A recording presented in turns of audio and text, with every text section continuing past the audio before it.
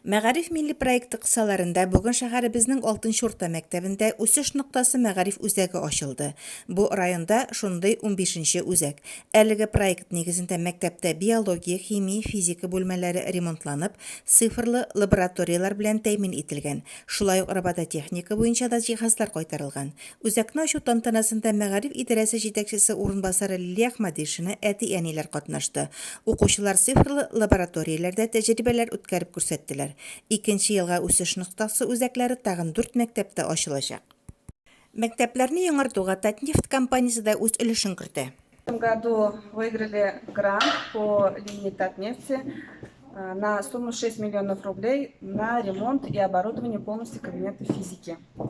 На 3 миллиона был произведен полностью капитальный ремонт, и на 3 миллиона было закуплено оборудование именно для кабинета физики.